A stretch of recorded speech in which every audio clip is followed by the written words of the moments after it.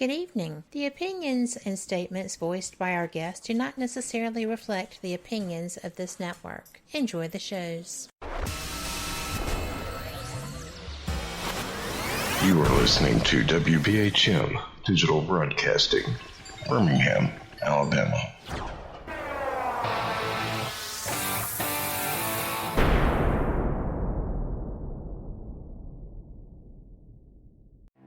Headline edition, July 8, 1947. The Army Air Forces has announced that a flying disc has been found and is now in the possession of the Army. Army officers say the missile, found sometime last week, has been inspected at Roswell, New Mexico, and sent to Wright Field, Ohio, for further inspection.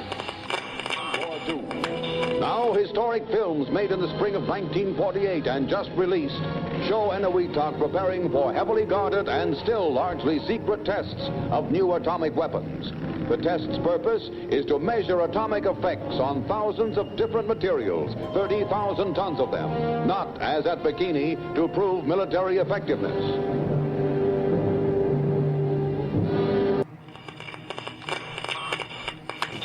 San Francisco police say that 9 persons have been arrested in a narcotics raid on the headquarters of the Grateful Dead, a widely popular singing group.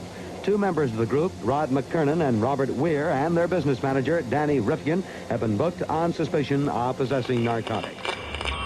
3, 2, 1, 0. All engine running. Liftoff. We have a liftoff. 32 minutes past the hour. Liftoff on Apollo 11. Tower cleared. We got a roll program. Neil Armstrong reporting the roll and pitch program, which puts Apollo 11 on a proper heading. I'm going to step off the limb now. That's one small step for man, one giant leap for mankind. Well, strange lights are causing a viral buzz on YouTube. Could we have caught extraterrestrial activity on a recent newscast? Brandon Arroyo investigates. As the newscast ended, the controversy began back on September 26th. What is that light shining in the back of the dark night sky?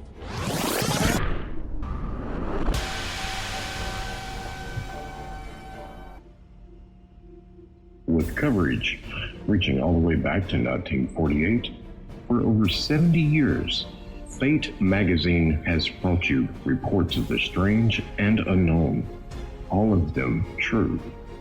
Now, Fate Magazine Radio is carrying on that tradition of setting the standard in paranormal talk radio as we report and discuss some of the most mysterious and perplexing phenomena imaginable in this strange world of ours. Now, here is your host of Fate Magazine Radio, Kat Hobson.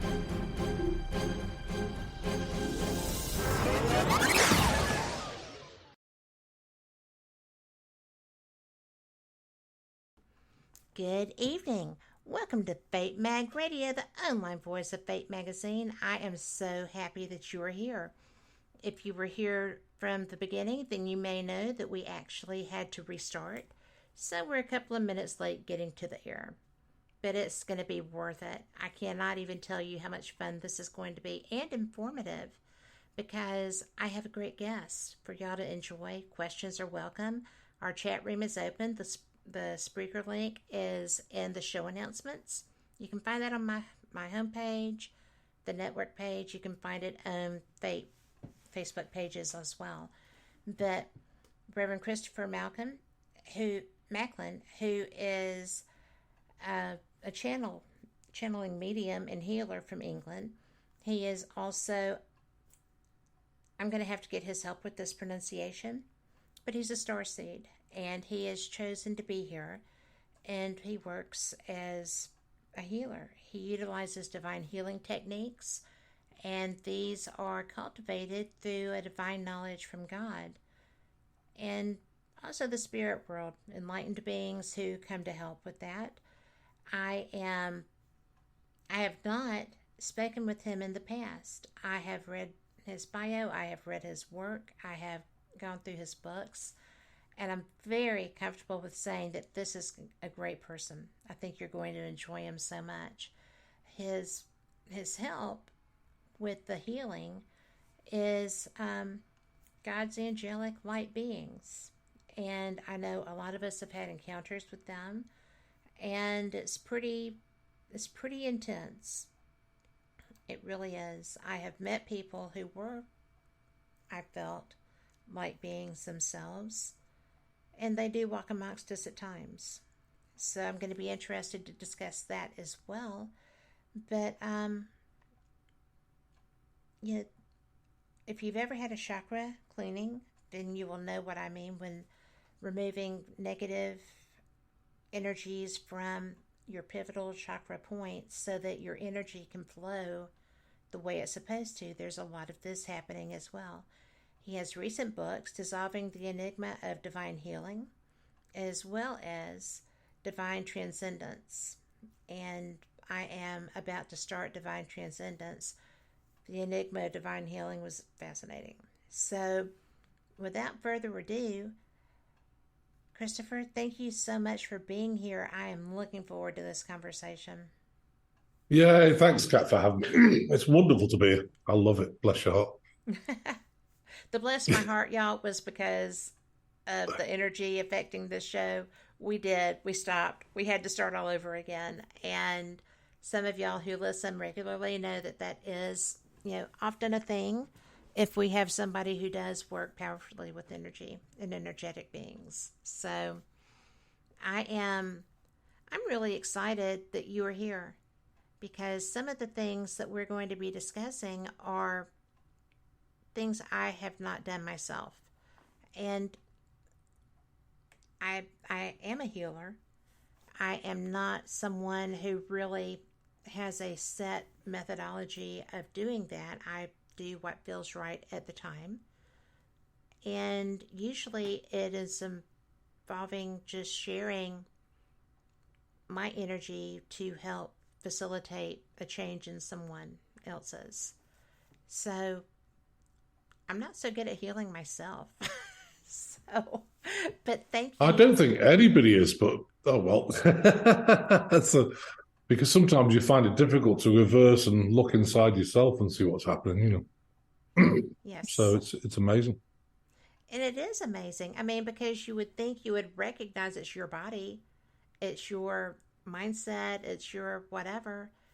And it's the hardest thing in the world to do for me. So. Well, I think it is for a lot of healers, and I think a lot of healers don't even see sometimes there's an aspect of, if you're connected to someone like your husband or your wife or whatever, you can influence, looking and, sometimes you don't see things that other people would see externally. And I think it's just, with clients, I can remotely in the body, have a look, you can see what's happening, you can see what maybe attachments they have, what blockages they have, what emotions, and, we have fast track methods of getting rid of emotions. But when it comes to yourself, it is hard, it is harder. So you're not alone. Well, I know that you have been very gifted your whole life. It was obvious, if I'm not mistaken, by 3. That's right, correct? Yeah, well, it was, 3 to 4. I saw beings, and, I remember one specific incident. It's funny because my father, I must have mentioned something, and he doesn't believe in work, but I was talking to him one day about, remember when I saw that, reptilian thing? I didn't know it was a reptile. I just thought, it's a dinosaur thing in the corner of the room. Dad, there's a dinosaur in my room. And of course, he comes running up, what's the matter? It's there, where, and I realized he couldn't see them, and I've seen things from an early age. But very quickly, even at an early age, I understood that it's important to not push it, because, of course, they were going to send me to some psychiatrist, put you on some drugs and, knock you out, and then, you're not good to go. So I don't know why, but I had this feeling like, better not tell him anything. And so I learned to manage them myself. And I remember when he'd gone downstairs, it's just a bad dream, darling, And yes. So I just said to it, get out of my bedroom. And it went up. Wow, that worked. That's a lot of power for a kid. Well, yeah, because, when you're frightened, you put a lot of power. Get out of my bedroom, It went up. Wow, that's pretty good. And the thing was like 10'7" tall. But, the reason I knew it was dark is I had this overwhelming, like, scary, dark feeling. When you get that dark feeling in your chest, like, oh, this is not good. Yes. So I do know that. even at that age, I understood that this thing doesn't feel good, so... And, still saw things, saw craft in the sky. I see beings attached to people. I've learned to switch it on and off. I can actually, see through the veil and see these beings attached to people and what they're doing, or I can kind of switch it off now. I've taught myself to switch it off. And I think that's important, because if you go to a restaurant and there's hundreds of people there, last thing you want to do, oh my God, it's full of entities. So you just switch it off, you have your dinner, and then we're good to go. That would be... And I don't know that people realize what a big deal that is to be able to switch that off. Like you said, if you're walking down the street, you don't want to be inundated with everyone. Sometimes you have to have a life. And I think that's brilliant. How old were you when you learned to turn that down? I was about 5 or 6, and I somehow I just switched. My eyes can see through the veil, and so I switched it off. I just focused on, right, we're going to be here, present right now in this third dimensional world. Of course, I didn't know what I was talking about with third dimensional. I was going to be present. I don't want to see them, so I learned to switch them off, and it was better. And I switched them off for quite a while. Of course, it came back on sometimes because they were showing me craft in the sky, and I thought, Dad, I can see a flying saucer. Where? Yes. Oh, you've got a great imagination. Well, they're real. These things are real, and there's a lot of them. But of course, they can cloak themselves. But if you can see through a veil, you can see the cloaked craft, and so it was really interesting. Well, I imagine it still is, because now you've had a year or two to adapt to that, right? And do you choose to see UFOs? I do, yeah. But again, I can switch it on and off. Right. I remember going to a ranch. It was really interesting, and this ranch was being inundated by the Greys, And what was happening? It was a horse sanctuary, for horses, and it was out in Arizona. And the guy, what would happen is he'd wake up in the morning, and one of his horses was completely destroyed and dismembered. And he was so upset about it because, of course, he loved them, and he wasn't. Yes. They were there, for the rest of their lives. And so he said, "I need some help." So okay, well, so I flew over there, and there was a portal that they came through, and it was actually on the land. It was very interesting.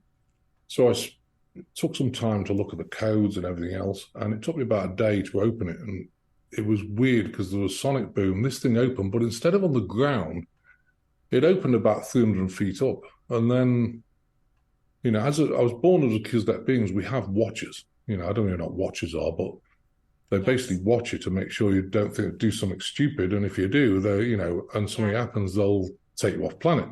So, of course, sonic boom, watchers turn up about a mile away. The Actorians are the watchers for the Kizdet beings. So they show up. They had 3 craft, and they were going behind each other, and then 5 minutes later, oh, here come the military helicopters. So they came up and they were flying around. And meanwhile, I was looking at this portal, which it was difficult to tell how big it was, because it was 300 feet up. But things were just dropping out of it. Beings, craft, everything. And so I wanted to shut it down completely. So I got the Melchizedek beings, and we shut it down for good. And he never had a problem after that. But that was a really interesting event, So, I would say, you have the Brits' gift of understatement. Well, what was interesting, I talked to the Arcturians. I said, "Why are you?" Well, we're your watchers, and I said, "So why is the portal 300 feet up?" He goes, "Well, we know what you're like. You'll start walking through it. If it was on the ground." So we made sure that it's 300 feet up. Yeah, can't reach it. Because I'm crazy. I mean, let's go and have a look, and you might be in a different dimension, something else. So it was for my safety, I think. And they've always been there. They show up when they think there might be danger, which is really interesting. But they watch all the time, don't they? They do, yeah. Oh, yeah, all the time. Well, we've got a big project on this planet, and I have to be here to facilitate the project that we're doing with the Actorians. So that's why, they watch us. And I'm very grateful for them. Bless their hearts. Must be boring watching me. So, yeah. Don't you have anything better to do? Do you But know that you just used such a colloquialism from my part of the world? You actually said, bless your heart, bless their hearts. That is, that's fun. So, yeah, absolutely. well, but the Arcturians are here for everyone, aren't they? Do they not? Oh yeah, they are. I mean, we're doing a project. I mean, they're around. I mean, as you know, there's star seeds on the planet. They're born here. Yes. Why do we need star seeds on the planet? Well, the fact is that even Prime Creator can't get involved down here. We have to bear people on the planet. Well, they have to bear people on the planet so that they can pull and ask to get their gifts down here. Otherwise, the world will go more south by the day. So, and it's funny because I always laugh and say, so God says, look, guys, I want volunteers. So yeah, I'll do it. So over the other side, you're shipping champagne, you're all chilled out, and then they say, yeah, it's not too bad on this planet. Just have a little look. Don't look too close. And right, you're being born down here. You get down here, you think, oh my goodness, what was I thinking? But actually, I love being here. Yes. Well, I speak to people every day. They say, I don't belong on this planet. I mean, I don't feel I belong on this planet at all because I think the behavior right now is not okay. But, we're down here to make a difference, and that's the key. And my difference, is, I'm a facilitator to help people get back to their guru self. And I don't believe in gurus. You are your own guru. You don't need all this stuff. But, of course, if you've got a lot of trauma and everything else, and, the biggest one is abandonment, you've got this powerless victim thing going on, and we've all had it. I've had it, so I don't want people out there to shame themselves. But, as a facilitator, it's really important to release that emotion, get rid of those trauma bonds and get back to that guru self. So as soon as you're back there, you can get out there and do amazing things as well. We're all here to help, the planet. Do you feel that we are all here by choice?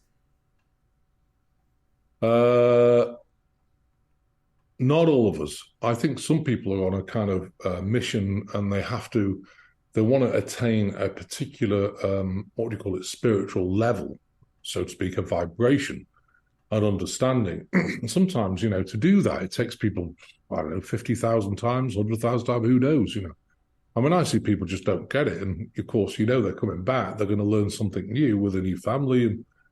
But the starseeds volunteered, so they're there by choice. They don't have to be here. And but I mean, it's a beautiful planet. I love it. But what's going on right now is kind of pretty extreme. It is. Yeah, I would say it's nuts. The place is nuts, but I love it. I love it, but it's nuts. Well, I don't mind nuts. I do mind chaos because I think that negativity breeds in chaos. And that, to me, is the only thing that... It's not the only thing that I don't like about right now. I think there's a lot happening right now, as you do. And it's interesting to watch. But it's not so interesting when you consider that some of the things being toyed with can do a great deal of dramatic things. And not always only in the hands of people that have good sense. That's a little alarming. It is, and it's sad because a lot of this technology and all different things comes from the Greys, who sign deals with the government, of course, and this stuff is available. Put it in the good hands, it could be great. Put it in the wrong hands, it can destroy. Absolutely. Well, there's always a yin and a yang, so we do know that, and if we don't know that, we get taught that very quickly. But we are going to go ahead and go to our first break. So, you guys, thank you so much for being here. And if you are having questions, and I know that we're just kind of early into this, that's okay. But if you have any questions, all you have to do is just let us know. Chat is open. Lori's in there. And if you have anything at all, just go ahead and pop in, and be sure while you're away at this break to Google global empowerment, global enlightenment project, because if you haven't already, it's really pretty cool. So we'll be right back. I hope you will come back too. And you know what? This is just better and better. So thank you so much. We'll see you on the flip side.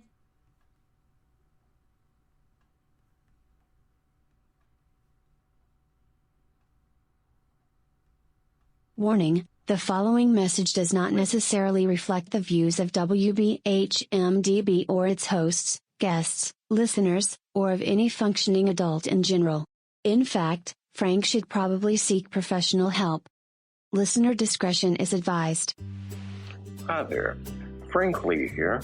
I thought that I would spend a few moments telling you about the positivity from the network here. The overall message of para-unity and happiness, and how everyone here wants to get along with everyone out there, and how everything is just wonderful. Wait, Cat's not looking. Okay, I've got something to really tell you.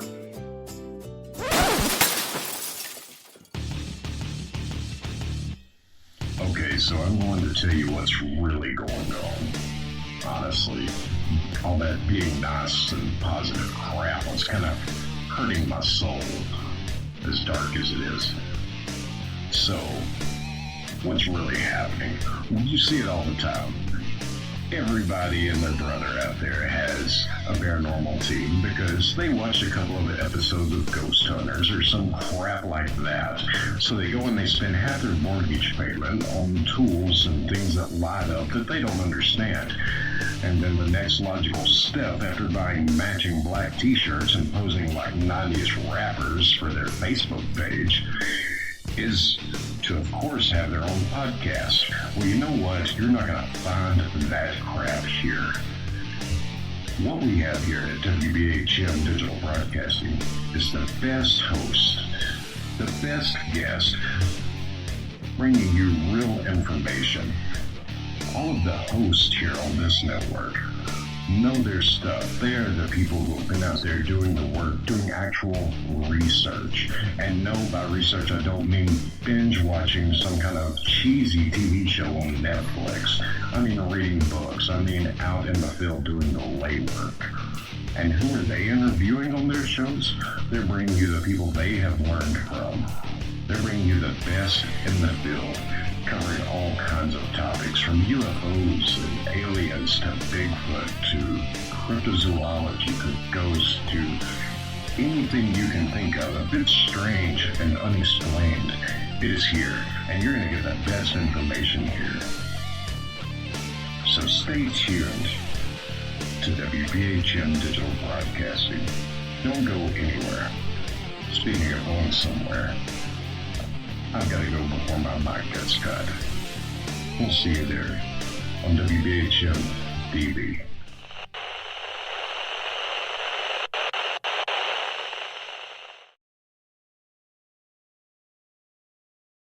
Welcome back for the second segment of Fate Mag Radio, the online voice of Fate Magazine. And as you know, our great leader has dealt with a stroke, and she is recovering. I would like it if y'all could please just keep her in your thoughts, flow some positive healing and energy to her. There is a GoFundMe set up for Phyllis, and she had a month or more in the hospital recovering, and then she had all kinds of therapy at a residential rehabilitation facility, and she is home with family and friends taking care of her and her beasties. So I was very relieved to know the goats were happy.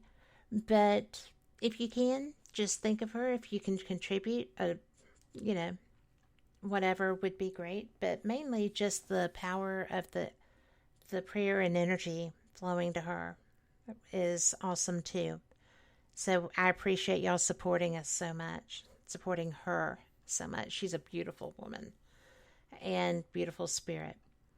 So my guest is Reverend Christopher Macklin. Christopher, I'm so glad you're here. Thank you. Thanks for having me. Bless your heart. It's great. You are going to be a bless your hearter all night, because that's what I am. But with mine, most people go, "Oh, you're Southern. That's not a good thing." It is. I mean, because if it's all about the tone. For all about us. the tone. It's all about the energy. Absolutely. Yes, and I love that you say that, and I love that you're here. You know, we were talking during the break about being a starseed, someone who has chosen to be here on Earth, someone who volunteered for the project, as it were, and that's a fact. But a lot of people are unclear as to what specifically a starseed is and where the skill sets come from to be able to do the healing and such as that. I mean, it's not just an everyday pedestrian kind of a thing, right? No, not at all. I think the biggest thing about starseeds is that people say, "How do I know a starseed?" Well, you're a huge empath. You take emotion on. You know, if anyone talks behind your back, you know, instead of just don't worry about it, you take it in. And, you know, I remember when I was young, you know, if someone talked behind my back, it almost made me like sick. You know, oh my God, how can they do that? And of course, you ingest a ton of emotion. Second thing is they attack you from the day you're born. I mean, it's interesting because when I was born, about a couple of weeks later, I was attacked. I had 8 strokes when I was born, you know, and then I burnt my back once for 289 times. They've tried to mess about, including this thing. I've almost got rid of it now, but that blew up because I went to a conference in Los Angeles and I was speaker. And then from there, I knew I was dusted with something. So I got dusted, got really sick, you know, and I was working on myself. I had to stay in the bedroom anyway. About a month later, the stuff actually collected in here. So to heal it, you can't just remove it because it's weaponry type stuff. So you have to discharge it very slowly. And so I've been working on that for about 4 months. It was huge. It was about 9 centimeters. Now it's down to like, I don't know, a centimeter or something. So I've had to work on that. And the problem is when you work on it, it makes you throw up because it's, you know.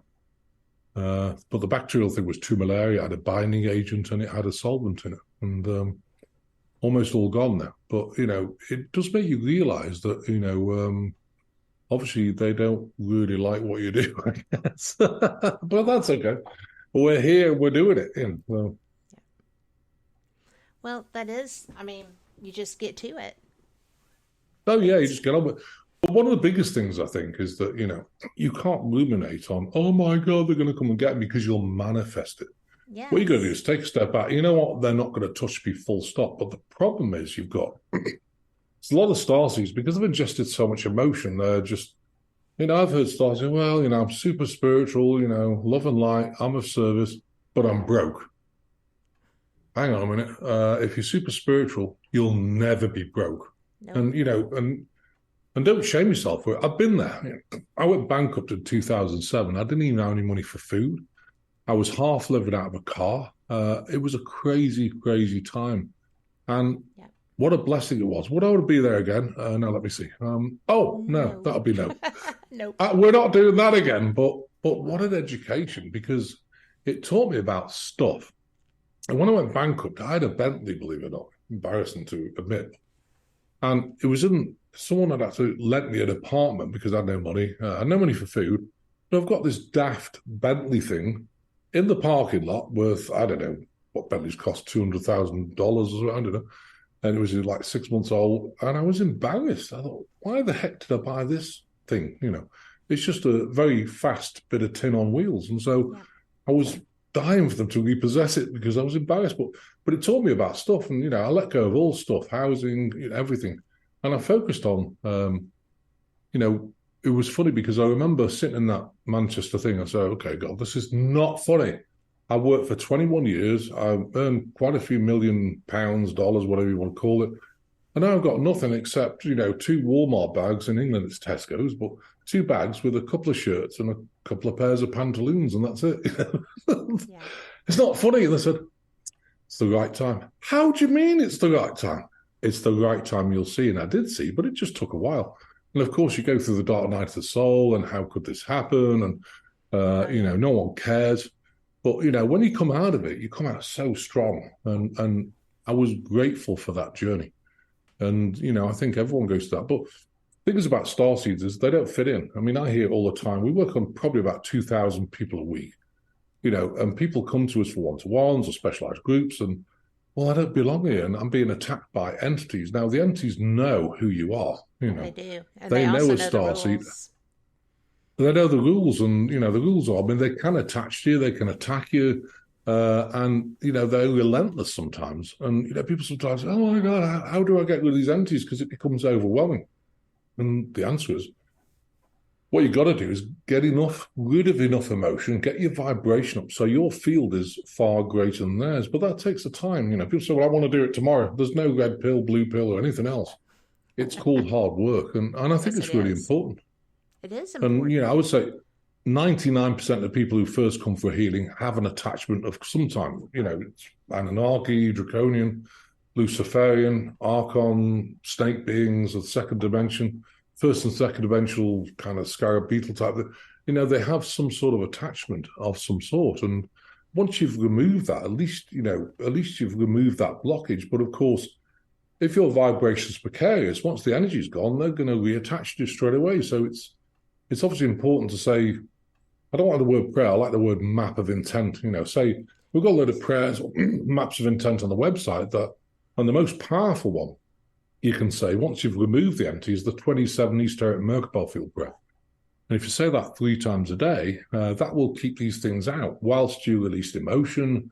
And once you get your vibration there, you suddenly, I've seen people shift into this God space. Oh my God, I feel like I want to get out there and do my, my gifts. And then, oh, we've got a problem. What's your gift? Well, I don't know. Okay. So then it's time to start meditate on it. But I find it difficult to meditate.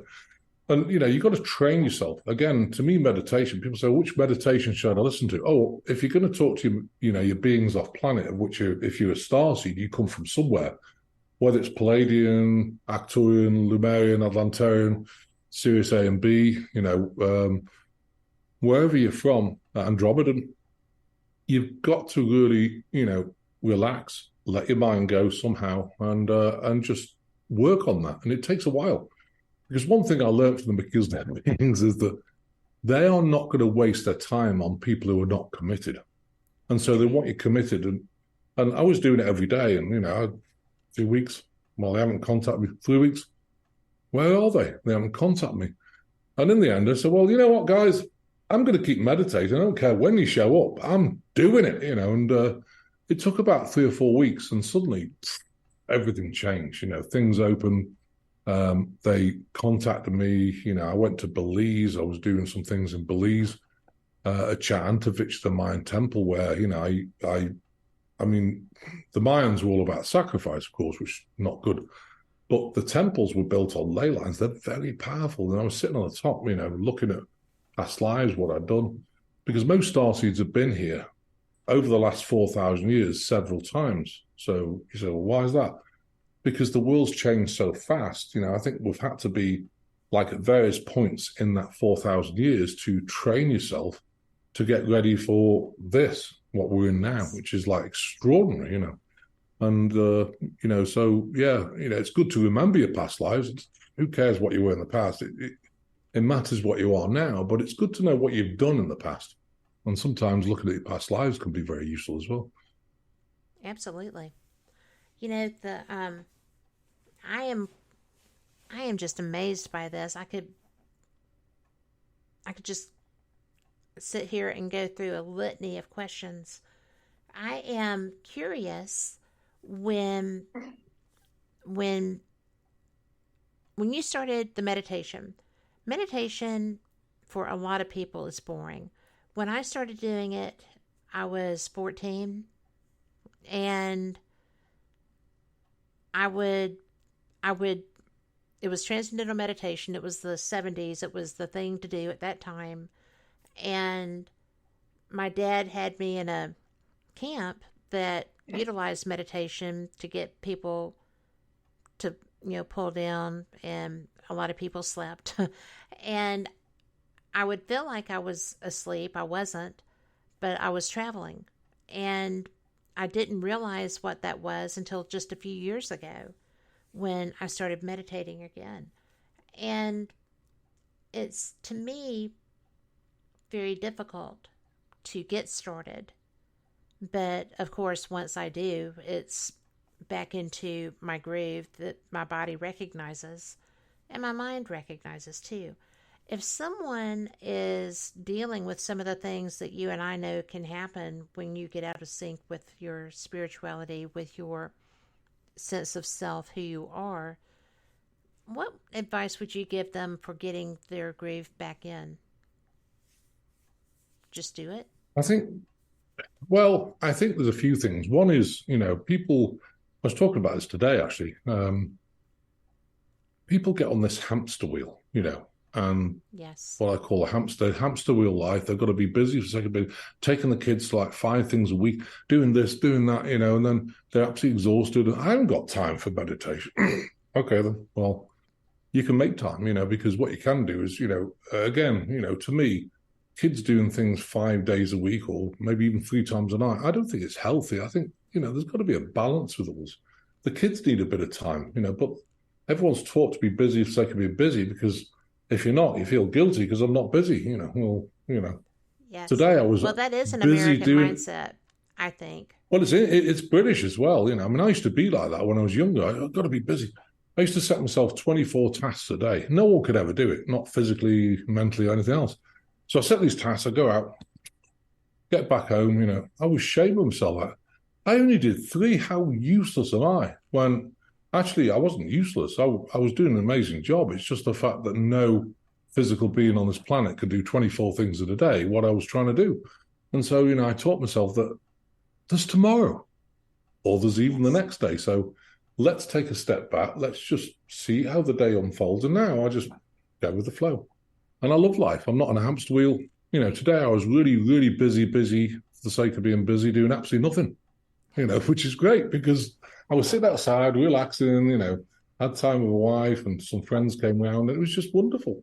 And you've got to allow yourself that time. I think people have been programmed to feel guilty if you're not busy doing something, Absolutely. And so, I mean, take a step back from that matrix and, yes. And I think the second thing is meditation is not easy because, of course, busy for the sake of being busy. The monkey mind, I've got to go shop. I've got to do all this stuff. So probably the best idea, if you've got something on your mind, whatever it is, even if it's shopping, it might be worth, before you do the meditation, write the stuff down. Okay, I've got to buy tomorrow I've got to do right, put it, okay, we've taken care of that now, and that will help you. I mean, but of course, I think a lot of anxiety and everything else, we have a fast track method of removing emotion. What's that? Well, I put my healing's quite a little bit different because I knew I didn't want to ever learn someone else's modality. I wanted the Melchizedek beings to teach me, as a Melchizedek being, how the healing actually works. And it took me about 3 or 4 years to learn cause and effect. But we have a fast track method, so that I put people in portals, bond it into Merkaba fields, and then as a conductor of the orchestra, because I don't put my energy into it directly, but of course I'm conducting the orchestra, which is better because you're not going to take people's energy of cancers and things on because they're in a portal, in a safe portal. Of course, the Melchizedek beings can come through, they could do psychic surgery. Mm-hmm. And one of the things they do is, we ingest, I don't know how many layers of emotion, maybe 150,000, maybe even 200,000, way too much for a human being. So they go in and they look for your biggest emotion affecting you right now. They'll pull that layer of energetics out, next biggest. And we could do like 81, 162, 324, build people up to it. And in that way, it moves the emotion a lot quicker, because, of course, if you go to therapists, what do? Well, they sit with you and they poke a couple of layers, you bawl your eyes out, and then, by the time you finish that, hours up, right, let's do it next week. You'll never get through biggest layers of emotion. So to me, it's looking at fast track methods of getting people without overdoing it. Because of course, healing's always about balance, in my opinion. I share you that can opinion. overdo it. I share that. I was so surprised after my nephew passed away and I had some other things going on, family-wise. I went to see a psychologist friend of mine, which was kind of weird to be, seeing a friend for psychologists. But I was so surprised when we worked through what I needed to work through. And he said, "Well, you're done." And I was like, "What?" He's like, "You're done. There's nothing wrong with you. You just had some things that you needed to talk through. You needed a sounding board. I provided that. And I'll see you socially, but bye." And I was just like, "Are you firing me?" He was like, "No, I'm releasing you." And I was like, "Oh, so it's good?" And he's like, "Totally good. This is what you wanted to have happen. You have achieved your goal. And now you can go live life. Bye." So I was so disconcerted. I thought this was going to be a multi-years process, that it was going to just be drug out, as you mentioned. And to have somebody that was actually there to help me fix me and to help me cope with this emotion that was overwhelming. This was a child, not my child, a familial child. And I was just like, oh, why doesn't everybody in therapy get through? I mean, you can get through. You don't have to ride that forever unless somebody's looking for a check or whatever. But I know that there are things that people need that are an ongoing project. I do understand that. But I love that you heal, you go, and you go and you share that experience, knowledge, and such with the others that you were put in that position and learn to cope with. You take that on, you move that on. And we don't have time for this question, I don't think. But when we come back from our break, I have questions for you about you're a healer. Different methodologies and such you're taught. I want to know how you began to be able to implement those. And we're going to have to take a quick break here. But when we come back, can we address that? Absolutely, yeah. Okay. Bless your heart. Thank you. Okay, and for everyone listening, we will be right back. And thank you so much. We're glad you're here.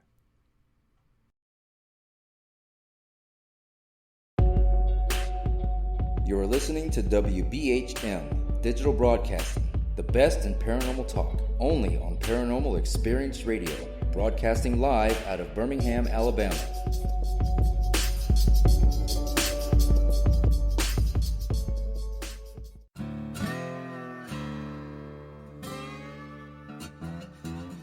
Oh, come on. I'm Southern, but... Nope. That'll do. Hello. I am Kat Hobson, host of Paranormal Experience here on WBHM Digital Broadcasting out of Birmingham, Alabama. I enjoy having guests from all areas of the paranormal, from ghosts to ufology to cryptids and beyond. You'll find some of the best researchers in their fields bringing you some great information. Join me on Wednesday nights from 8 to 10 p. Eastern here on WBHM Digital Broadcasting. Since 1948, Fate magazine has brought you reports of the strange and unknown, all of them true. Fate Radio is carrying on that tradition, bringing you the unusual, macabre, strange, and bizarre. Join host Kat Hobson Sunday nights from 8 to 10 p.m. Eastern on WBHM Digital Broadcasting.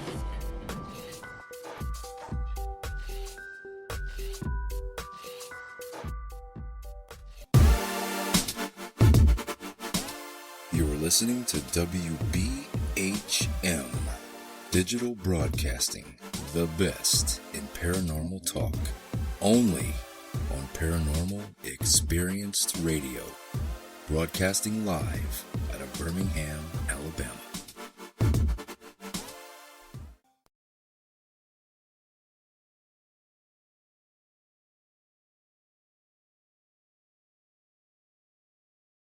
Welcome back. We are back here with Fate Mag Radio and my fabulous guest, Rev Christopher Macklin. And, we were talking in the break about how I don't feel like we are taught that we can fix things, that we can get through things. I feel like angst is a product, and the palliatives to take care of that are a huge marketing ploy. And don't get me wrong, I do know that medical professions of all type have their place in our lives, and they should, because there's some things that you need to have that support with. And God knows I've had them, right? Everybody does. But I just feel like sometimes we get stuck, our practitioners get stuck, as Christopher and I were discussing during the break, it's practicing medicine. And I say that as someone who has medical professionals in her family. I'm not insulting anyone. But I think that sometimes it's okay to go proactive for yourself and do things. Christopher, am I correct in that? Oh, absolutely. And, a lot of things are caused by emotion, and people don't realize that. If you look at, and again, just from big tech, I'm not a medical person. Consult your doctor or phone 911 if you've got an emergency. But from a spiritual perspective, I see cancer, primary cause emotion, secondary cause pathogens mutating the cells. Now, of course, medical professions see it differently. They've been taught to poison it, fry it, whatever.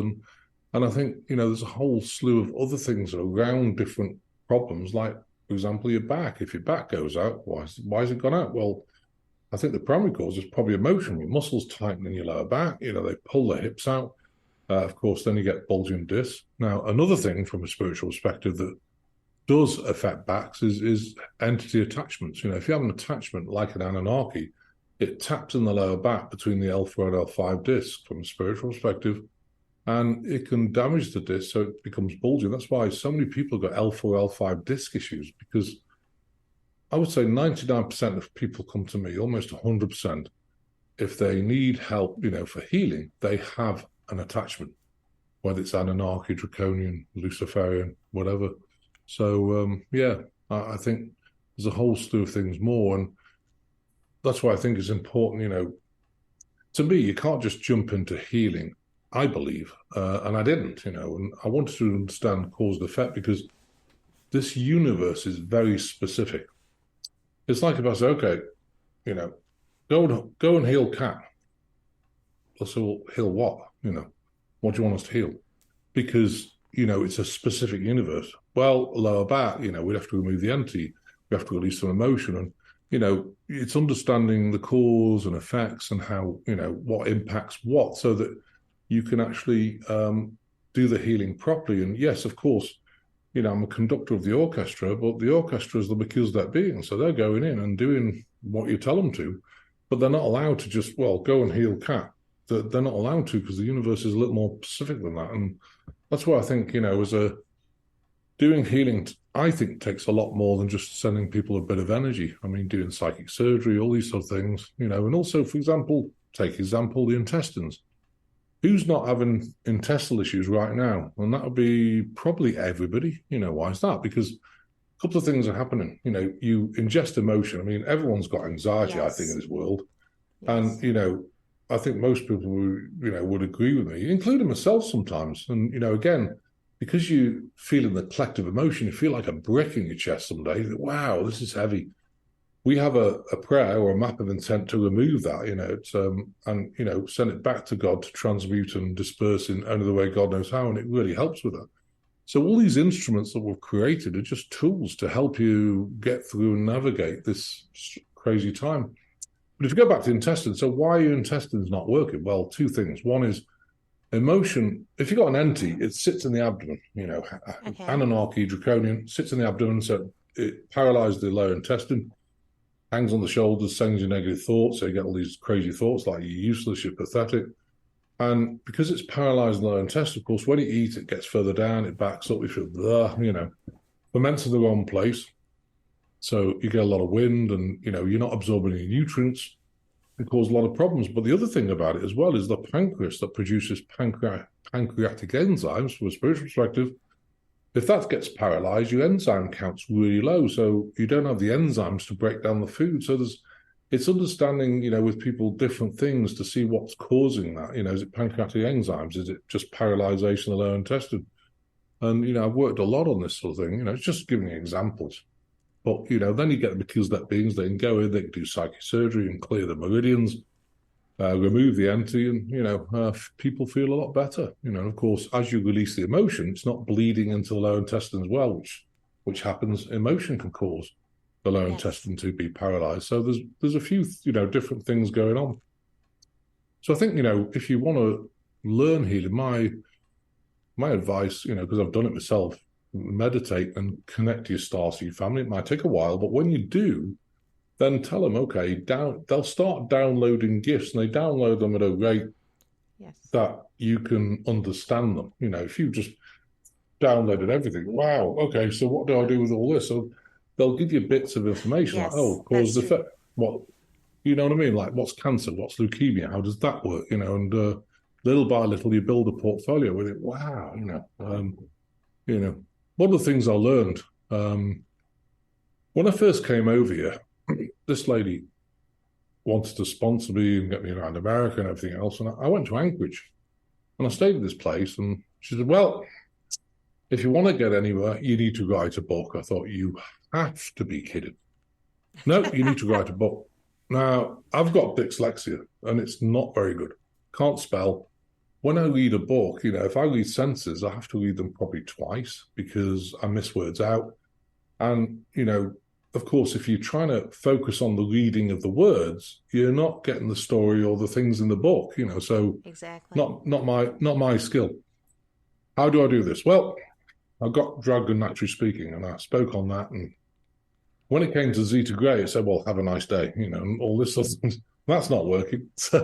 So in the end, I got a ghostwriter, and, I found that if I had a headset on and I walked around and, my eyes closed, I could dictate the book and, she would get to us, well, what do you mean by this? And that was, that's all the books, My ghostwriters helped me with all the books. I had a different one for Dissolving the Enigma, but now I have a lady, and actually she's a psychotherapist, the woman's a genius.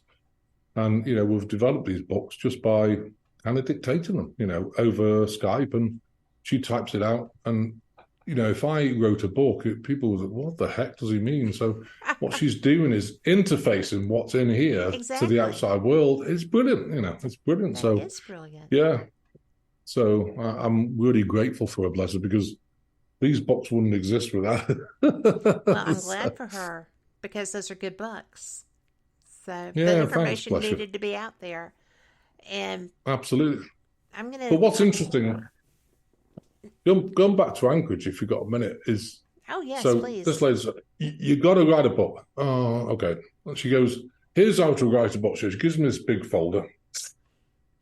This is a famous author, which I've never heard of. Okay. So open the first page, and I'm reading it. And this author said, when you write a book, she said, the information that you take for granted is other people's kind of, oh my God, come to Jesus moment. And, well, oh, okay. So I sat back and went, well, what information do I know?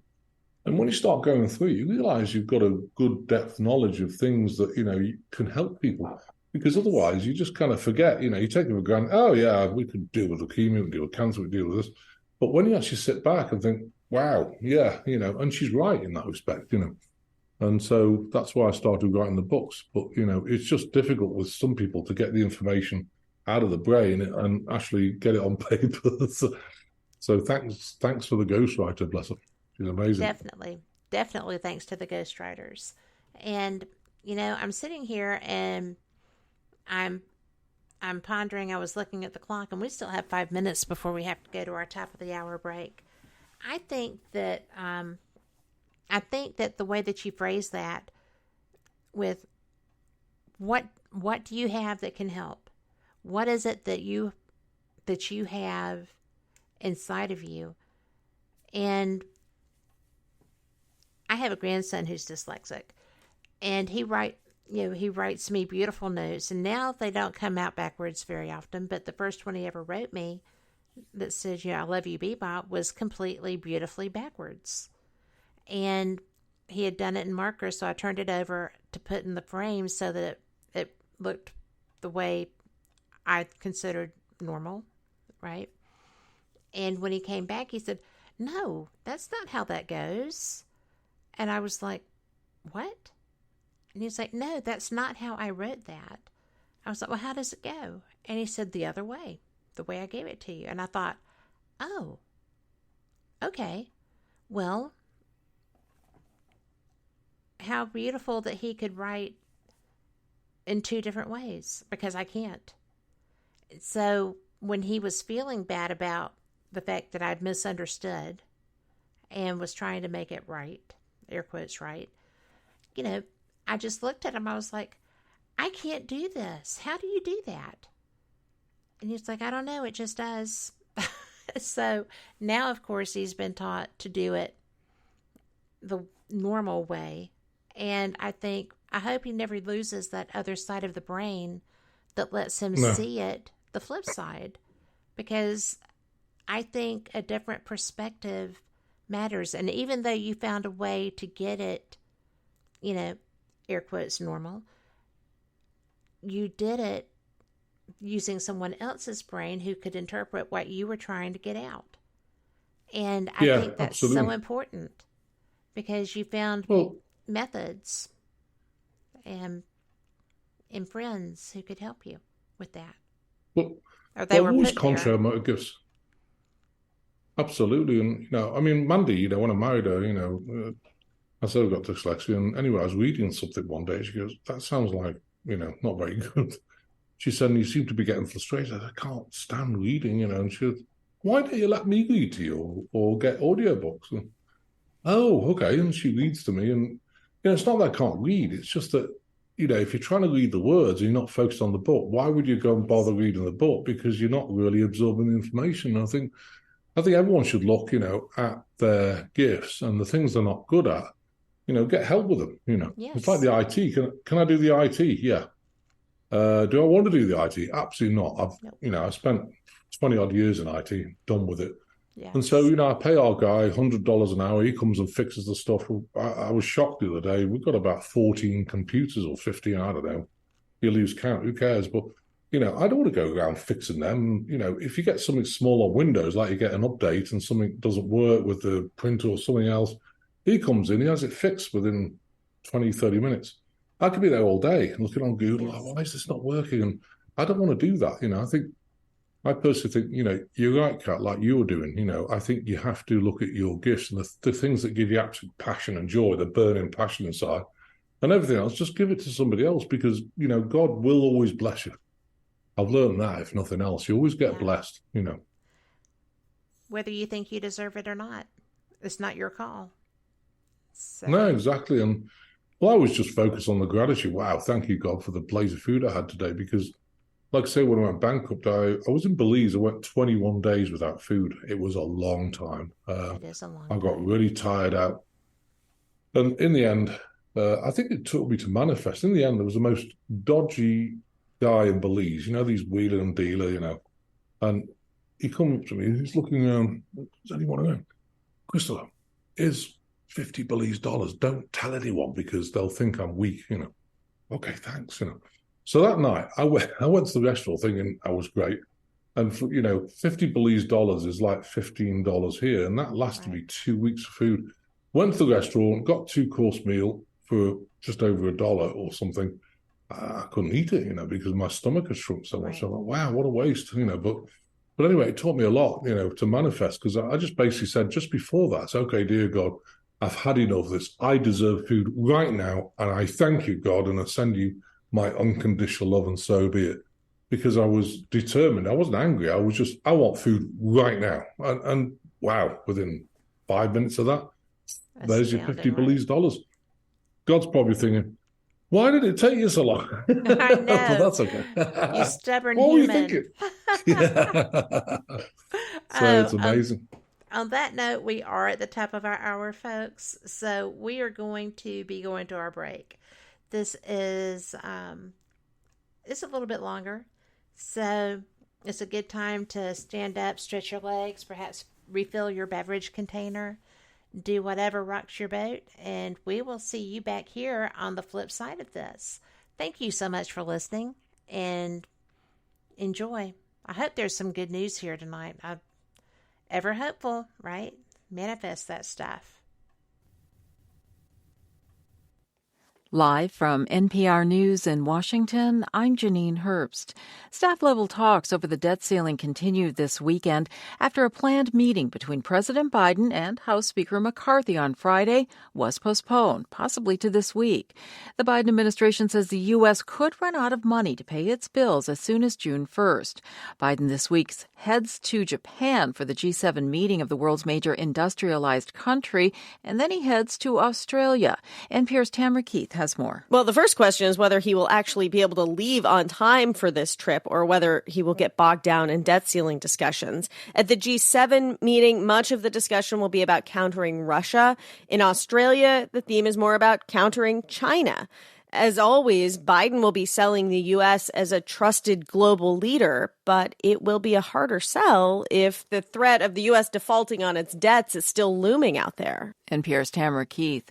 Ukrainian President Volodymyr Zelensky is on a multi-city European tour, meeting today in Paris with President Emmanuel Macron. Earlier, he was in Berlin, where he thanked Germany for its support in the war against Russia. NPR's Rob Schmitz has more. Following talks with German Chancellor Olaf Scholz on Sunday morning, Zelensky flew to the western German city of Aachen to accept the prestigious Charlemagne Prize for resistance to Russia's invasion, as well as defense of European values. In a joint statement, Scholz said Germany remains unwavering in its commitment to Ukraine's independence, sovereignty, and territorial integrity. On the eve of the visit, Germany pledged more than $3 billion in military aid to Kyiv, including sophisticated air defense systems. At a press conference following his meeting with Scholz, Zelensky said Scholz had shown leadership and that the military aid package was a strong pillar of support, adding that now is the time to determine the end of the war and defeat the aggressor. Rob Schmitz, NPR News, Berlin. Voters in Thailand appear to have rejected more military-backed rule in favor of the Democratic opposition in today's general election, though unofficial final results aren't expected until tomorrow. NPR's Michael Sullivan has more. The upstart Move Forward Party clearly struck a chord with voters who embraced the Progressive Party's message of change, which the party's leader, Pitalim Jonorot, describes as demilitarize, demonopolize, and decentralize. Move Forward also championed marriage equality and an end to military conscription, two issues that resonated with younger voters, as did its more controversial call for amendments to the lèse-majesté law that prohibits any criticism of the monarchy. Military-backed parties finished far behind in today's vote.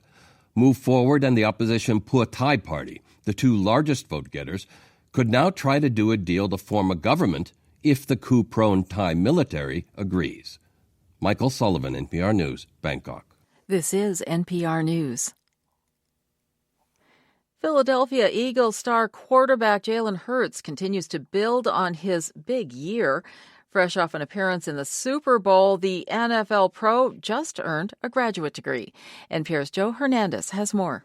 Hurts announced over the weekend that he graduated from the University of Oklahoma with a master's degree in human relations.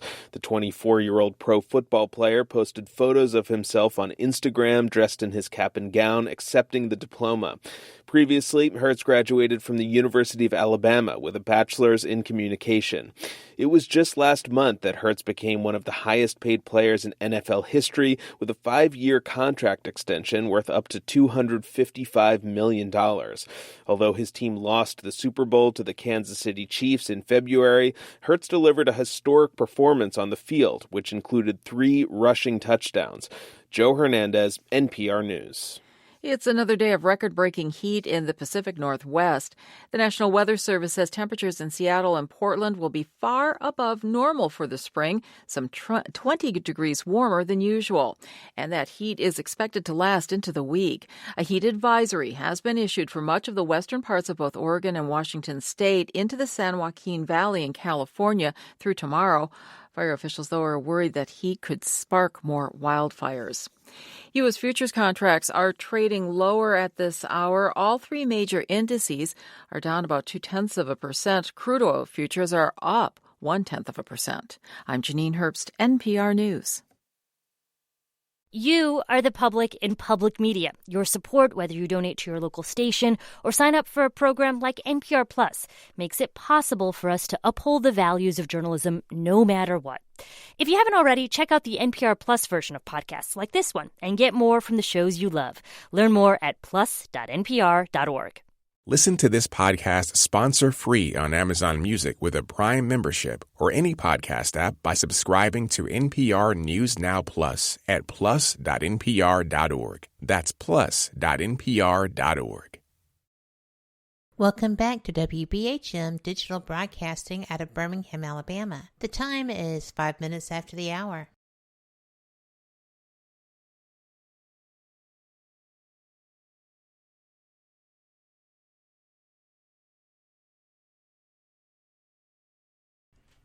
Welcome back to the second hour of Fate Mag Radio, the online voice of Fate Magazine. And if you have not visited fatemag.com recently, you really should. We have our online presence there. You can look at the magazine, you can look at articles, and oh my gosh, obviously right now we're having a little bit of a slow production time with the actual physical magazine. However, that is not the case with the online subscriptions. I have one. I love it. I have so many opportunities to read great articles, to see things. There's also kind of like a market there. If you have a particular edition that you need to fulfill your collection, then you can order them there. If you have an article that you'd like to submit, you can do that. There's information galore. You can do all kinds of things. So check it out, fatemag.com. And you'll also find a little segment there on Fate Mag Radio. So I am excited to be able to welcome our guest, Rev Christopher Macklin. He is a really great author. You can find his books on Amazon. He is also the creator of the Global Enlightenment Project, also available online. You can just get to that website. It's globalenlightenmentproject.com, if I'm not mistaken. And it is so worth checking out. There's so much information. You will just be surprised at first, because it took me a while to figure out how to get to where I wanted to go, because I wanted to learn everything. And that takes a while. So, Christopher, I'm so glad that you are here tonight. Thank you. Oh, thanks, Kat, for having me. It's been great up to now. It's wonderful. Bless your heart. I love that. And, you know, it's really nice because you have had it all, lost everything, regrouped, gotten back into being you, and you're back as far as successfully educating people, writing books, training people. You know, I think the most important part maybe is the education, because people need to know that they are powerful in their own right, and that they have the skills and the calling to do things too. And how, if somebody had never heard of you, if they just came across you somewhere and were having a bit of a moment, maybe a little grousing, and recognized the light in you, how would you deal with them? So they're having a bad time. Well, if I came across them physically, you know. Well, or online, any kind of presence? Well, very often people email in because they have some questions, and the girls know enough in the office to be able to answer some of them. If they can't answer them, they ask me, and again, I never want to sell people healing. I always explain, okay, what's going on. Like, for example, I've had people being, attacked so badly at night they can feel they're being raped by entities. I mean, that's horrible. It's a horrible feeling because it's a violation. It is a violation. Complete violation. And so it's important, again, we explain to them, this is why it's happening. You're a very gifted person, that what we need to do is, like I say, get your vibration. So we give them advice, maybe some of the meditations, do their spiritual work, say the prayers, the maps of intent, because that really helps. And, very often they just come for some healing to, can take a month or two, maybe 3 months to get themselves, so they've released enough emotion to get their vibration up. I had a guy, it was interesting, it just came to mind, I'll share it. I had a guy, Australia. So what happened is he went to the toilet once every 3 weeks. His body was really rancid. He was about 34, couldn't have a girlfriend, didn't know what to do, been to the doctors, don't know what's wrong. Believe it or not, it's all emotion. So he said, okay, I said it might take a little while. So anyway, we started working and we got it down from 3 weeks to 2.5 weeks and 2 weeks. Little by little, he felt a bit better, and then 1 week, and then every 3 days, and it took about 5 months to get him to a place where he's going to the toilet every day, and the rancid smell and everything else in his body all went. And he said, "Wow, you've given me my life back." Because if your body's rancid, if you've got feces in your system for 3 weeks and you're hardly going to the toilet, you're going to have a problem. Yes. And your body gets rancid. You can smell it all over your sweat and everything else, and got his life back, and he tried everywhere. So, and it was purely emotion. So we released the emotion quickly, of course, but it still took 4 or 5 months. And he was so grateful after. He said, "Well, I got my life back. He said, I can go to the gym and not have people clear, the gym." Bless his heart, I felt so much for him. It just gives you that sort of example, of things that, can't be worked out maybe by the medical profession, because they don't link the emotional side, physical and spiritual side. They just look at I don't know what's wrong with it, Yes. So it's amazing. That's just one of the examples of many, really. Well, you go with what you're trained in, is the rule of thumb, I think, because not everybody is taught that we are just a whole. We are not just physical, we're not just spiritual, we're also psychological.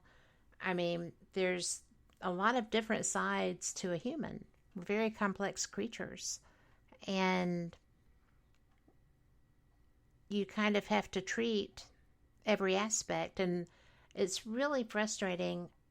It's been my experience that it can be very frustrating if you have a physician who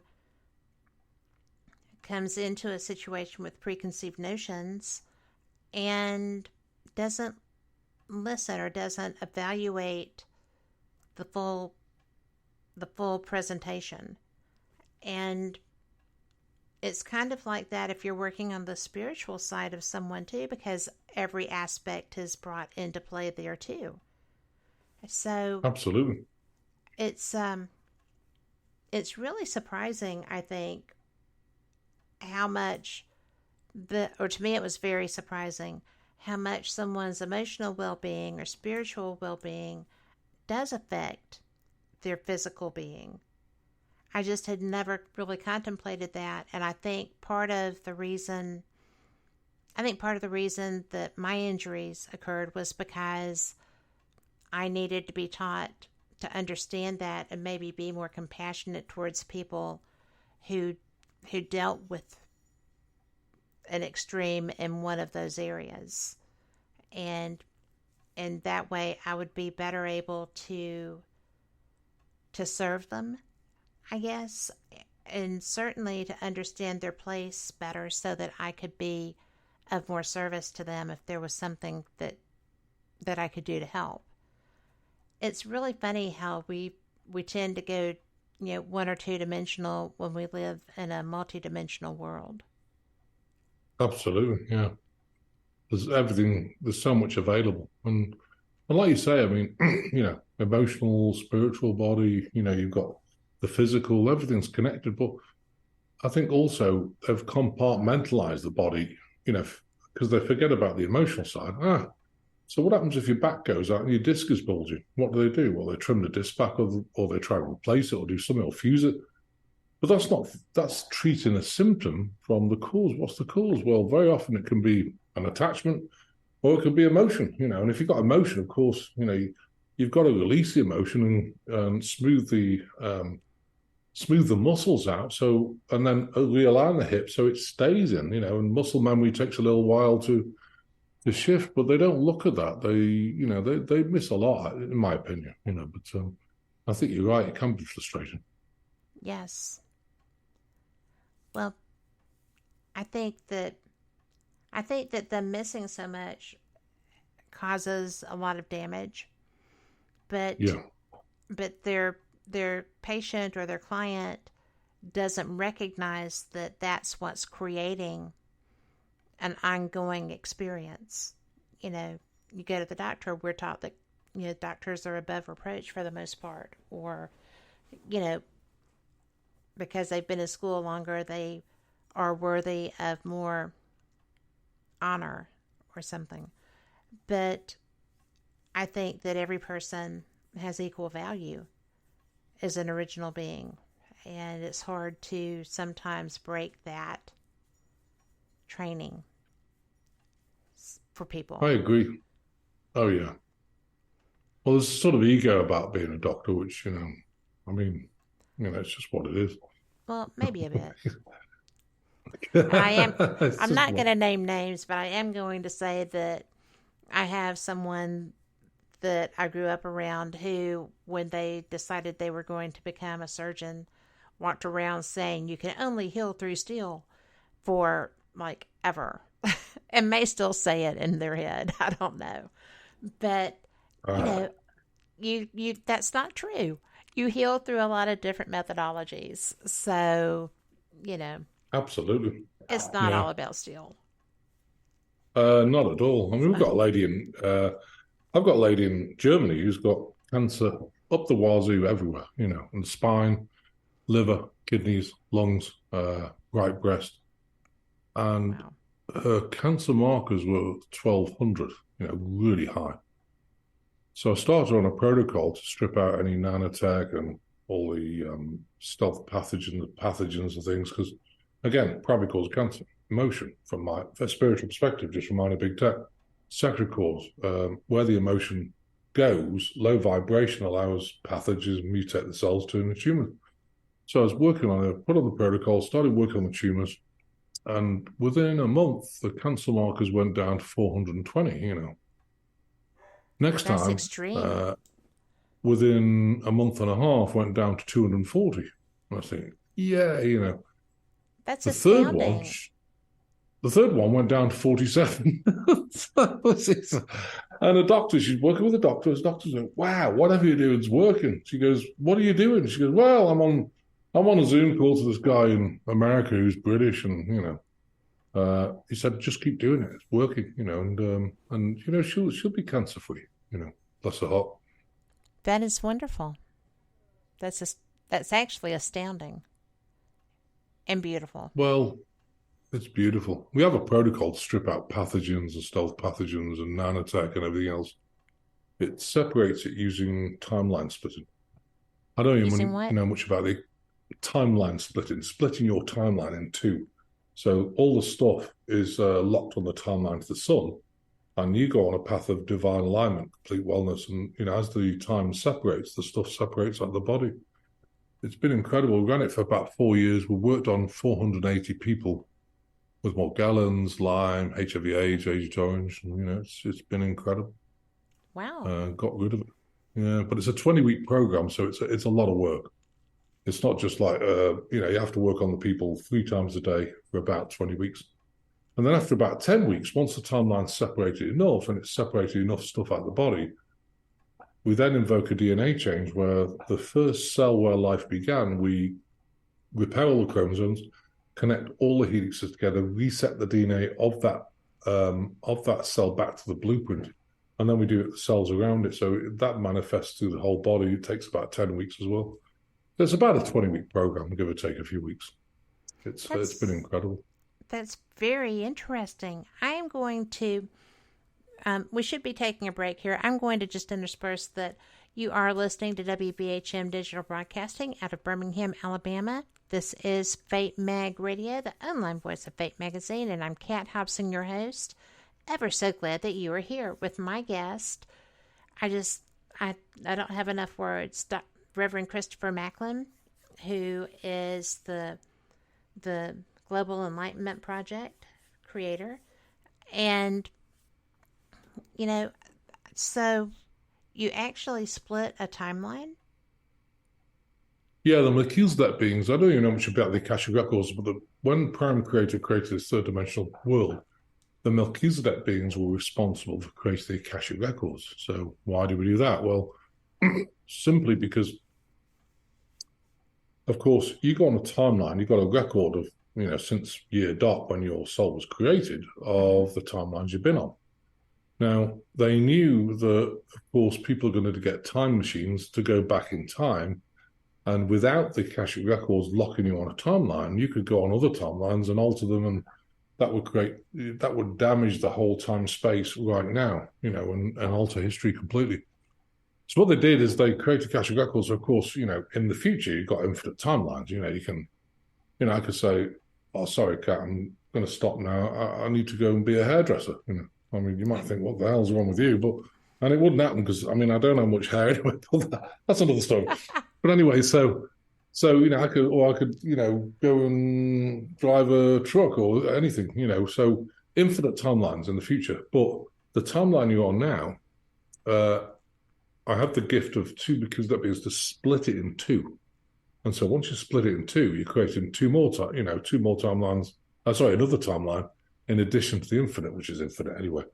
And then as they separate, it's just incredible. It's been incredible. So do you send what you're trying to heal to the created one and leave the original path without that? No, it's split in two. So it's two new timelines out of one. So what we do is split the timeline. We put you on a path of divine alignment, complete wellness, give you energy, remove any entities, and then all the what I call spirochetes and Nartek, Borrelia Lyme, HVAs, Age of Taurus, Morgellons, anything to do with the needly thing is eradicated on that timeline.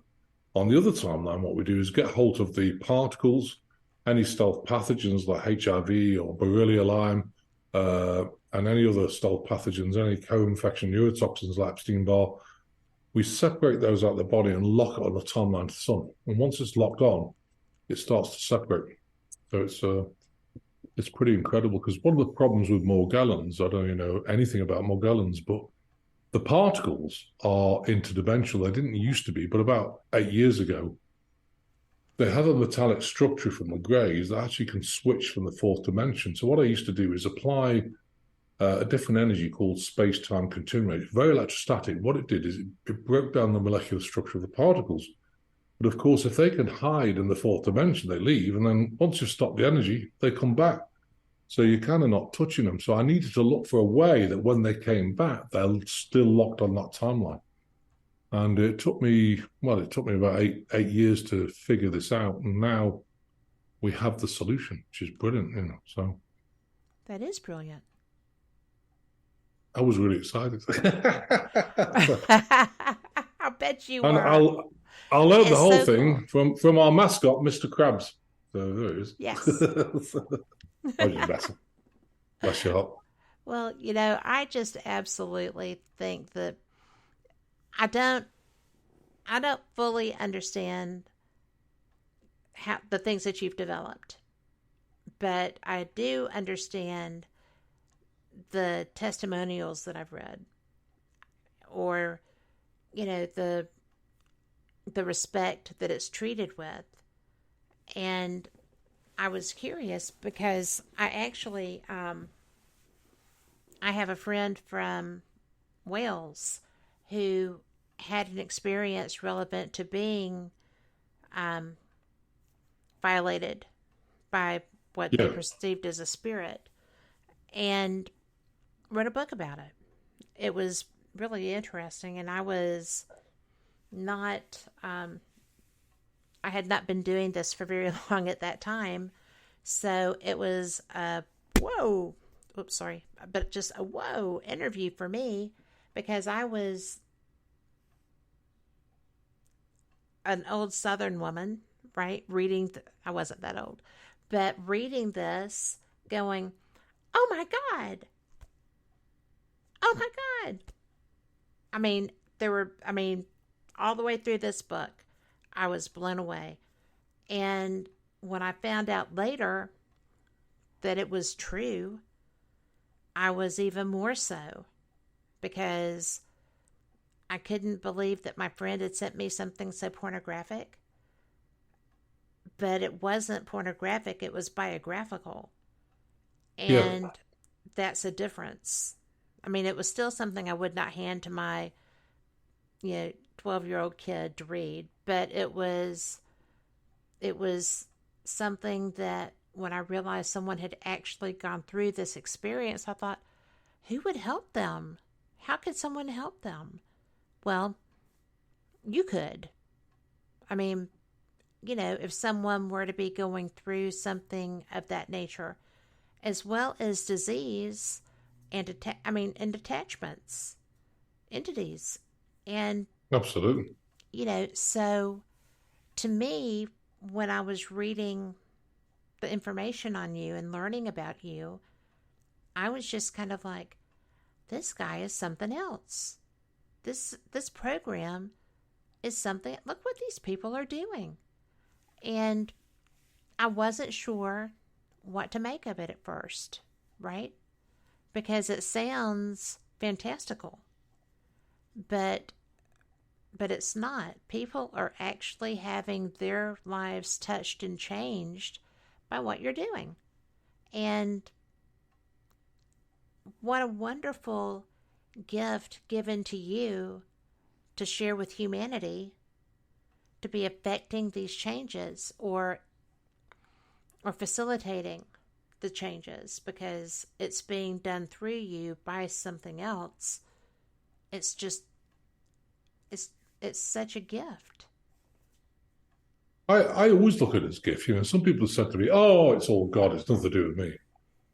My opinion is that it's completely to do with you, because without you showing up, you might be the conductor, and you might have the understanding, and because that means actually do the work, but you're an active participant. If I say, right, guys, I'm going to shuttle this down, let's just call it a day, there'd be no healing. So of course, I always look at it a different way. I always thank God for the blessing of the gift every day, because I love it, and thank you for allowing me to be an active participant in people's healings.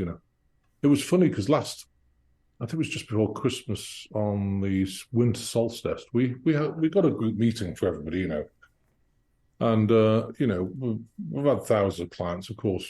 I think we got 144 online. We just said, look, let's just share a little bit before Christmas, and bring a glass of wine, we can toast each other and just have a laugh, and anyway, Mandy and I, we were on, and it ended up a love fest. I was like blown away about the amount of love people express to us for what we do, because you never hear it, of course, because you're busy, and then someone's got healed, so they don't come back anymore, and you might get some testimonies, but some you don't. But this was like, it kind of almost brought me to tears. Like, wow, people are so grateful, and I was just blown away by it. Bless them, We've got some beautiful people, for clients and people who work for us as well. Great. Well, I was looking at their bios, and they are great. It is great. And under your umbrella, under your understanding, this has come together under your listening to what is being given to you. And, when I listened to some other interviews that had been done, and when I went to the Amazon page, I saw that, and on some of the other bio information things, that you have been listed as a channeler. And I understand that to an extent, but I think what you do is so much more than just channeling. I mean, you're not just the conduit. You're the hands-on, the energy on being guided through the messaging from someone else. And that's a lot different than just being a channel, I think. It is. I mean, and I don't say just being a channel to be derogatory, but this is much more than channeling. Yeah, I think it is, yeah. I thought I just don't... Go ahead. It's true, No, I was just thinking I'm not very good at doing these algorithms and things like that, I don't probably do the best at it. I mean, with Facebook, I think we've got a lot of people following us, but, if we put it's weird because we've got, I think, 250 something, who knows, 244,000 people following us. We put something out, you're lucky to get like 15 views and 4 likes. And I'm kind of thinking, what's going on? Oh, it's Shadow. Where are you? What's up with you all? And it's just weird, and I think on YouTube we've got about, 16, 17,000, but again, a few likes on Telegram. I don't know how many we've got on there, but it doesn't make sense. They obviously are on some way suppressing getting the information out, which is sad, but it's what it is. It is what it is. And I will say that I have seen that happen, and much less successful alternative methodologies than what you're offering, because it is considered alternative, when really, physician heal thyself, this should be the mainstay. I mean, it for centuries was, and people walked away from it. And we have the world we have now. Which is not so good. It's a little dramatic right now, so I don't like what I see. So I try to manifest differently. Well, I changed the on YouTube because we do a healing, an hour twice a week. It's on Thursday at 5 p.m. Central Time and Saturday 11 a.m. Central. I used to do Mondays, but I've had to change the whole thing, to be honest, Kat, because it's a little bit overwhelming, a little bit too much. So I changed it. So Monday mornings, I moved till Friday morning. I still have a specialized group on Friday. And then the general group healing, I just stopped because we've still got 2 a week anyway. And people can watch the replays. So, but anyway, so after a while, YouTube kind of said, well, this is medical misinformation. I thought, So they blocked us for a week. So now I've got over it by basically just telling them, look, big tech, are you listening? I'm not a medical doctor. Go search doctor, phone 911 if you've got emergency. This is a purely spiritual perspective, and they're fine with it. But they didn't always used to be fine. So, you have to look at ways around to basically tell them, this is purely spiritual, not medical doctor. I haven't been trained, but, I've been trained, but not by the medical community, by the Melchizedek beings. Well, there's a difference between a metaphysician and a physician. Yeah. And that's okay, because both have their place. Absolutely. I agree. I mean, there are places for a lot of people at this table. And I think that wellness as a whole should be embraced by every side of that table, as opposed to some, trying to shove someone away so that, insurance only covers this side of the table, or, maybe 267th of the other, but Yeah, it's yeah, just, absolutely. but, it's, how do you deal with someone who has been being treated by mainstream medicine and feel like they want to implement spiritual healing as well, but they want their physician involved in it? Does that happen? It has happened in the past, actually. Yeah, absolutely. And, like people with cancer, they've stayed on chemo, they've stayed on radiation, and then, it's not done much. And then we, start the protocol, we strip out all the stuff and we start on the things, and it gets better and better and better. And the doctors kind of say, wow, even with chemo, I've never seen the tumors go this quickly, what are you doing? And, they kind of, most of them honor, the people and say, keep doing it.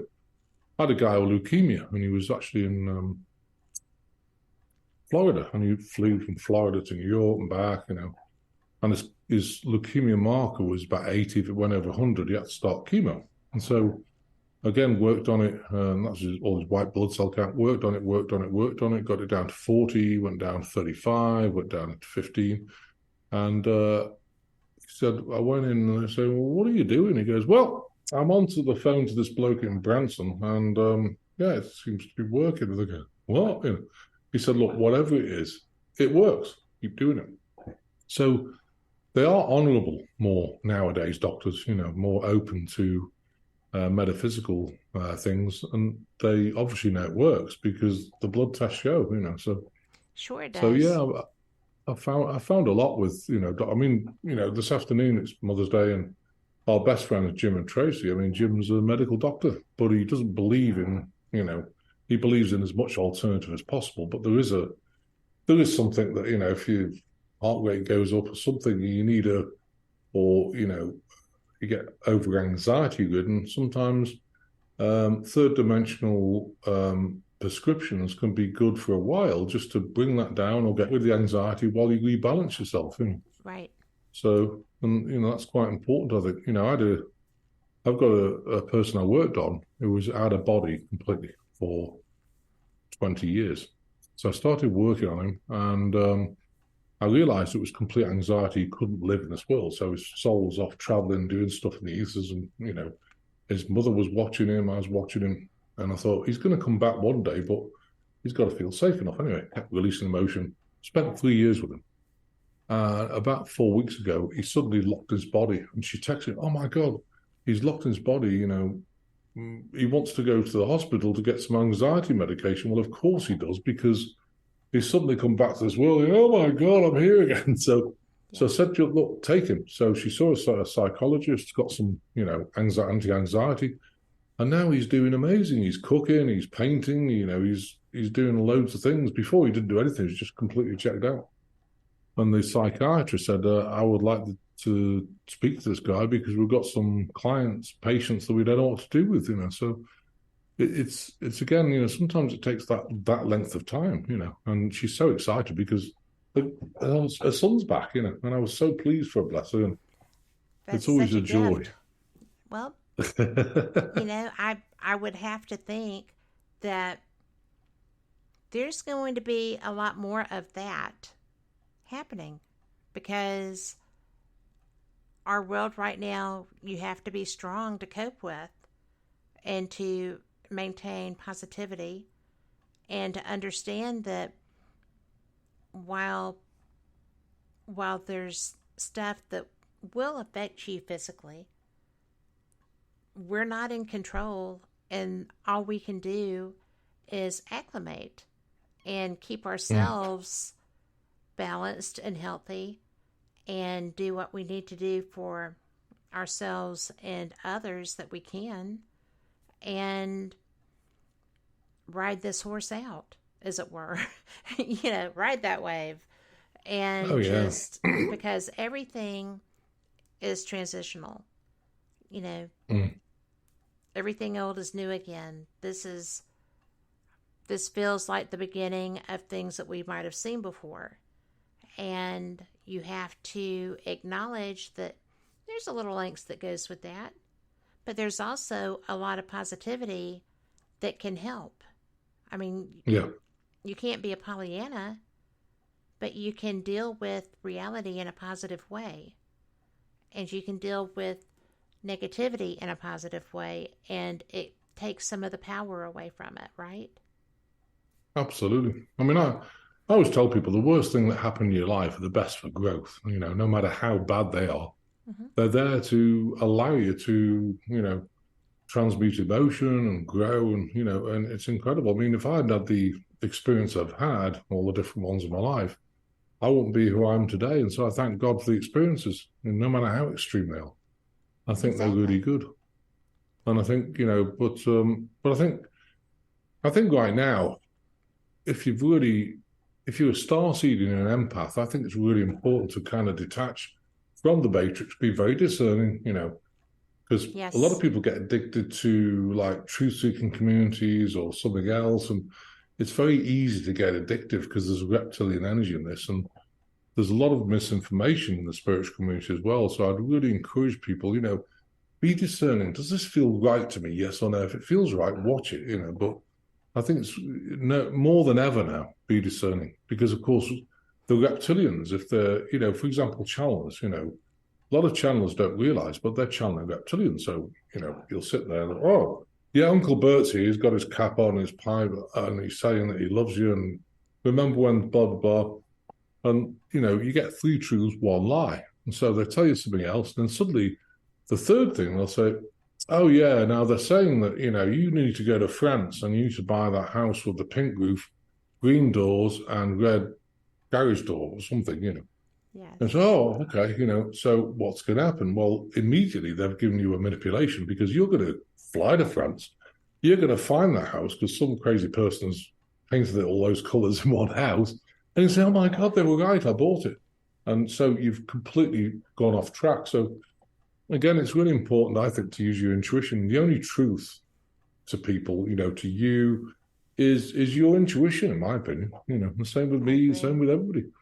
Yeah, but, you know, people don't use it sometimes. But I guess, again, maybe it's an education. You know, you go down some sort of rabbit hole and then, oh, this is not right, you know, and you come back out and, you know, suddenly go a different direction. So maybe people need that to learn, you know. It's amazing. Well, you know, that you have to learn from something, or you just stagnate. And, you know, you were talking about being discerning about what you allow into your mindset or your experiences. And I agree. You know, I'm a political science major. I love everything politics, and I just can't watch it. I can't have anything to do with it. I have discovered that I didn't bring one back here with me, but my dad had mandala coloring books, adult books, and he only colored 2 of them. So he must have had just a short period of angst. But I have found that just looking at the patterns is helpful. It helps with the meditation. And it kind of centers. And it sounds like such a juvenile thing to do, but I've watched Buddhist priests build mandalas, you know, the sand ones outside the Buddhist center in Atlanta and wherever else I can. And they build it to create the beauty and to create the joy that they can give. And when they're finished with whatever services, I guess, whatever is being done around that, they destroy it. But they give out the sand in packets to people that want it, to be able to carry that peace and joy with them. I have some. Yeah. That's brilliant. You know, it's really something, there's something like that for everyone, I feel, where they can find a zone that helps them. You don't have to be drawn into things, and it will help with your calming, it will help with your meditation, it will help with your outlook. What do you tell people? I'm doing all the talking here. This is not about me. What do you tell people? I think they have to look at whatever spiritual practice that gives them joy, with discernment, and I think also I'm trying to encourage people that, look, you don't have to tread on eggshells anymore. That time's over, so it's important to just be authentic you. And if that creates a problem, I mean, the problem is, I think what's happened in the world, of course, is it's created massive bifurcation. You've got politics, you've got religion, you've got all those black versus white versus wherever, Asian and everything else. And then in addition to that, there's a whole slew of other things like vax versus no vax, it's so crazy. And now you've got all the woke stuff. And so, the drive to create separation is so huge right now. And I think, so you just have to be authentic you, I don't buy into any of that stuff. I take a step back, don't want to be part of it, not interested in politics. It's all corrupt and everything else at the moment. So why even look at it, because they're playing a game that I don't want to be part of. So I just take a step back and let them all do the stuff.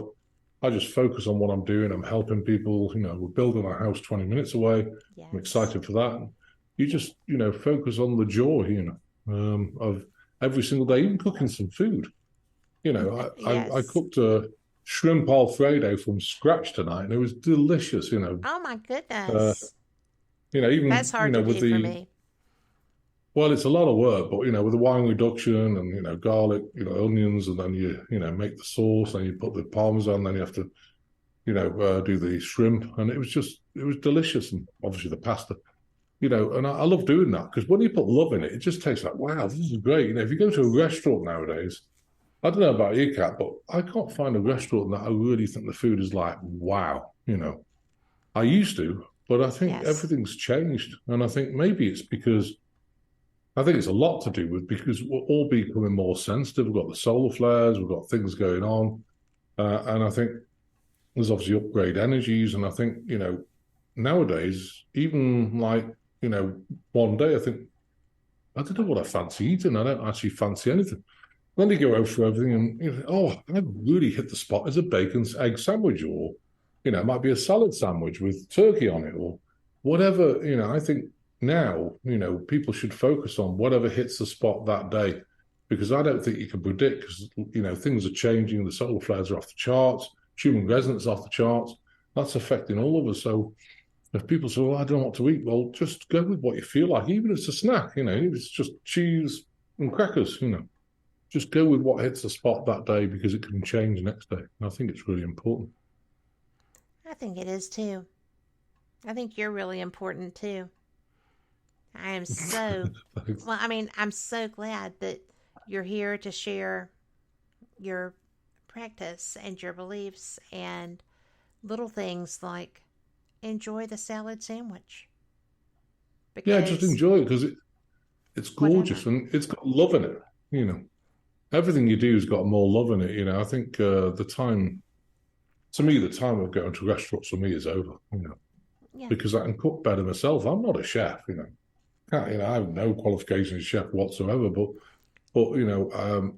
I can put things together with a recipe, but you put it with love, So, it's amazing.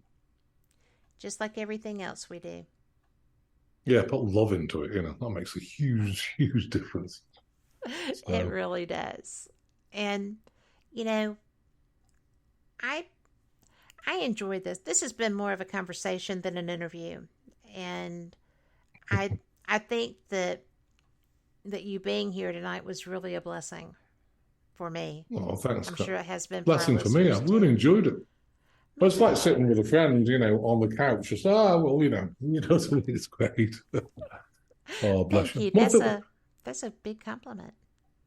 No, it's beautiful because I always feel relaxed. I mean, I love interviews. I think and I think they flow. They're almost like they have their own path, and it's almost like God's God's part of it, and it just flows. It's amazing. I agree. I think that some of the best ones I don't do Q&A. I just can't. I don't find that I can get to know the person that way. And I love being able to share someone and their work with my audience because they need to hear, they need to know. And being able to speak with someone like you is a real gift. I think that what you do matters so much. And thanks, Bush. Well, you and your group are. And for anyone who's trying to find you, Amazon is a good place to start. Global Enlightenment Project is a good place to start. It's also on Facebook. And, you know, if you had, and you have about 5 to 10 minutes just to share something that you think you would like to leave people with about you, what would you like that to be? Well, you know, we strive. I strive. I think I'm always authentic, open and honest. You know, I tell people like it is. I love people. I love working with them.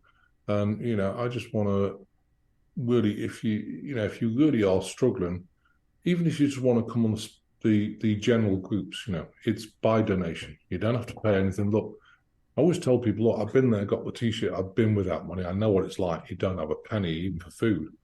Just come on the healings because they will help you over a period of time. And the general healing covers a lot of things. You know, does it cover everything, specialist stuff? No, but it covers, you know, all sorts of things like diabetes and, you know, issues with your skin, stomach problems, disc problems, spine problems, you know, and I'm just here to help you. You know, I just want to see people get back to their sovereign self and get that power back, you know, and that burning passion. And another thing that we're doing as well, if I may share, if that's okay, is we do a ceremony. You've heard of all these satanic ceremonies of the cabal and whoever, you know, they're evil, horrible. We do a God ceremony and create a ritual out of it, a God ritual. So what's that? Well, what we do is we call out all the big pharma, big tech, we call out all the cabal, different forms. It takes about an hour and a half to 2 hours, and we bring them before God for justice in any way God knows how. Release them to God with unconditional love and forgiveness. We do that. Once we've done that, we then reinstate it every single day for 120 days. Now, the next ceremony is coming up is the 3rd of June, and it's 2 p.m. Central Time. So if anyone wants to join that, it's perfectly free. Mandy, my wife and I, you know, we run it.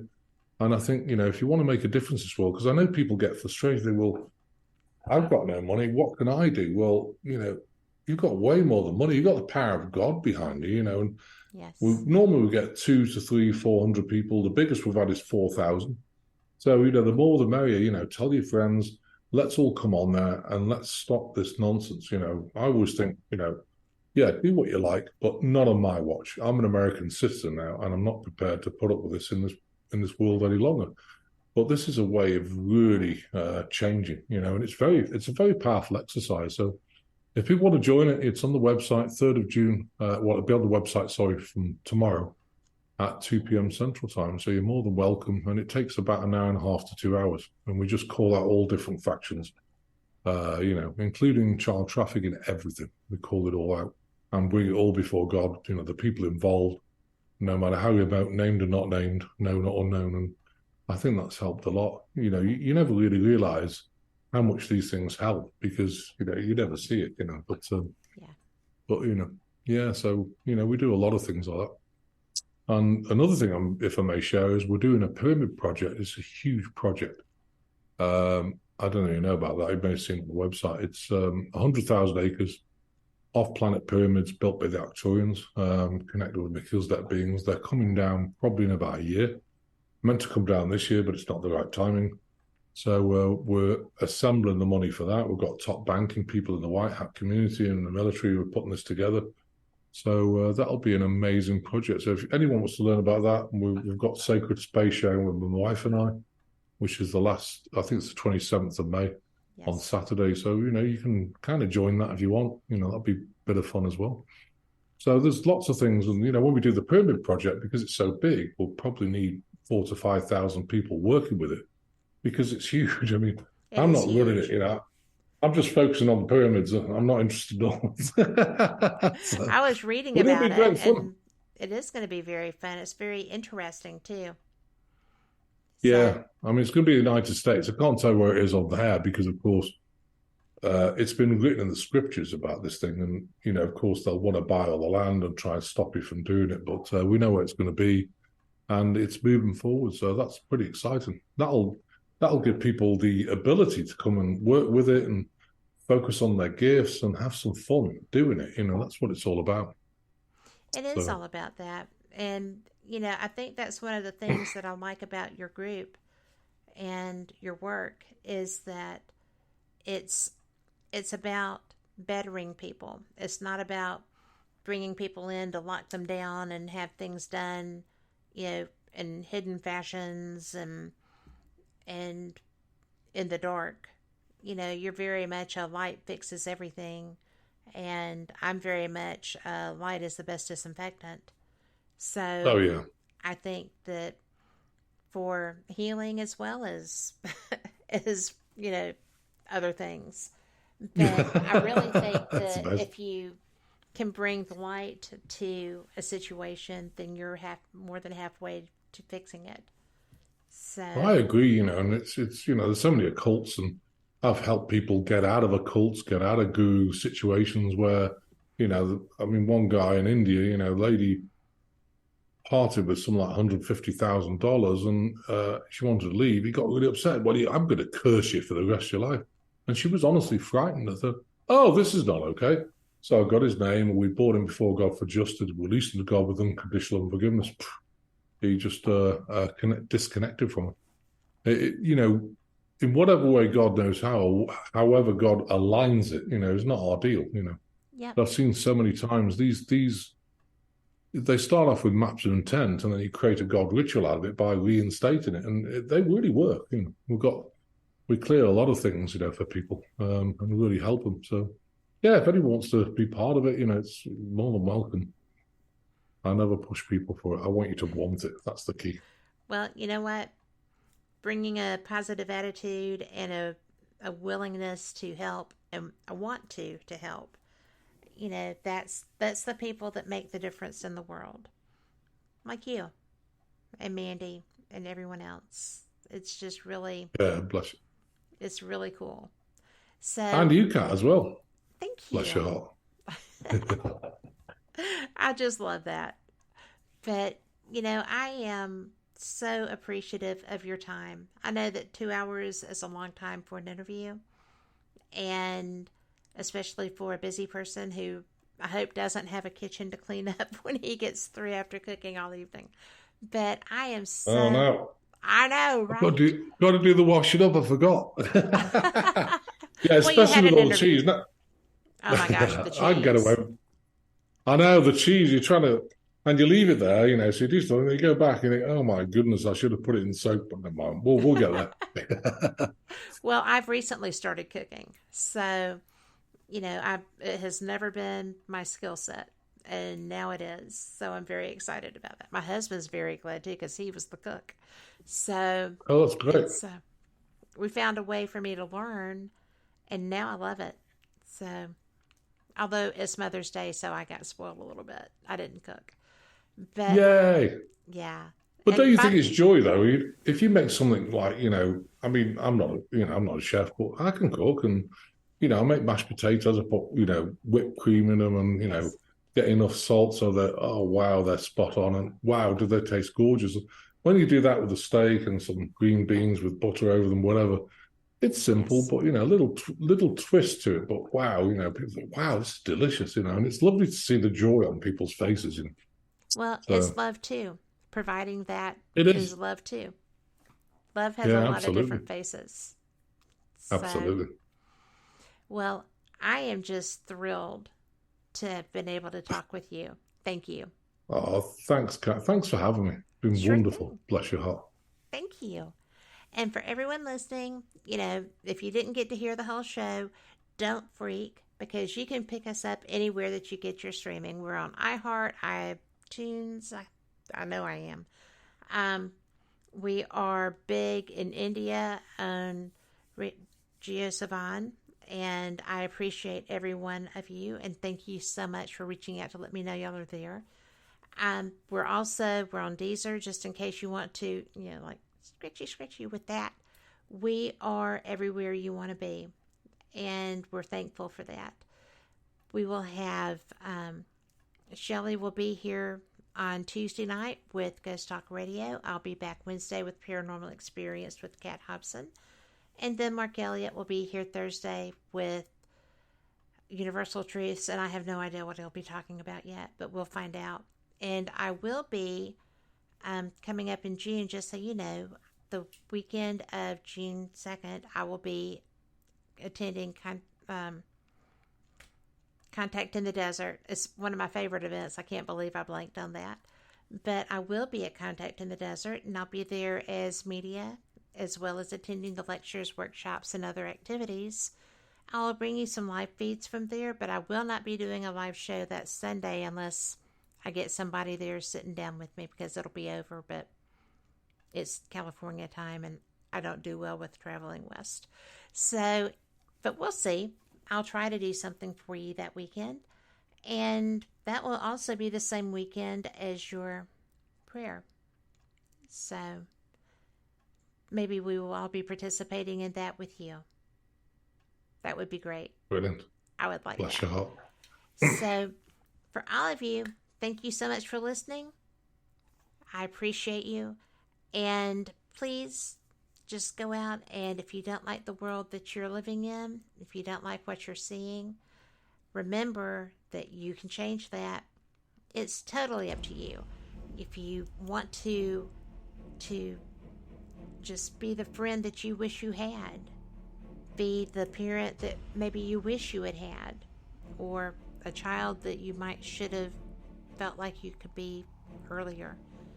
Different things cause different reactions in all of us, but you can make eye contact and smile. You can maybe buy a Coke for the person in line behind you. You don't have to do the whole order if you can't. Or just tell somebody that they made a difference in your life when they have. But always be honest with that, because people know when you're not. But mainly, just remember that it really is a beautiful world. And we're all blessed to be here. Everybody's where they're supposed to be for a reason. Even if we don't know what that reason is. It's all about that. So thank you so much. I hope that you have a wonderful, wonderful week. And I will see you next week. Same cat time, same cat channel.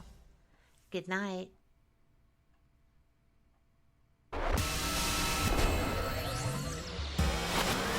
You are listening to WBHM Digital Broadcasting, Birmingham, Alabama.